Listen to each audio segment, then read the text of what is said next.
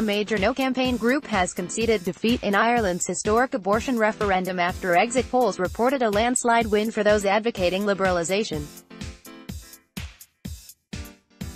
Reformers said it was a moment of profound change when the nation had collectively stood up for women and their health care. Polling data suggesting 7 out of 10 voters backed reform, and advocates for change were celebrating long before the first ballot boxes were opened at 9 a.m. on Saturday at count centers across the country. The vote saw citizens effectively opt to either retain or repeal the Eighth Amendment of the state's constitution, which prohibits terminations unless a mother's life is in danger.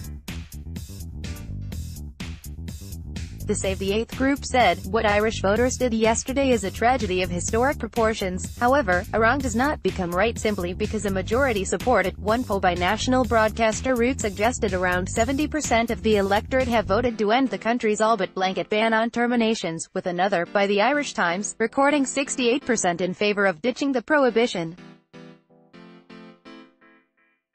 A man carries a ballot box after polls closed in the Irish referendum on the Eighth Amendment of the Irish Constitution. While the official result is not due until later on Saturday, it appears Ireland is on the cusp of a defining moment in its social history. The Together for Yes organization said, "This is a vote for dignity and decency. If exit polls are reflected in the official vote count later today, this will be a moment of profound change in Ireland's social history, a moment when the nation collectively stood up for women and for their healthcare, and voted for constitutional change." Reacting to the exit polls on Friday night, Taoiseach Leo Varadkar, a vocal proponent of liberalisation, tweeted, "It's looking like we will make history tomorrow." Thousands of Irish citizens living overseas travelled home in droves to exercise their democratic right on the emotive issue. The specific question people were asked was whether they wanted to see the Eighth Amendment replaced with wording in the Constitution that would hand politicians the responsibility to set future laws on abortion, unhindered by constitutional strictures.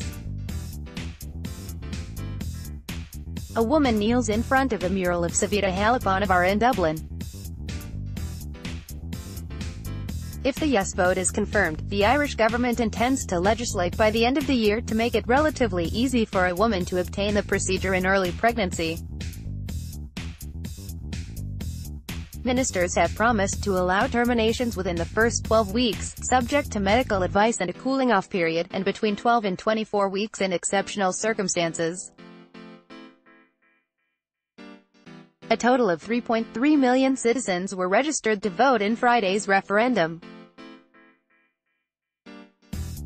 Catholic Church was among influential voices calling for a no vote, arguing that the life of the unborn should be sacrosanct.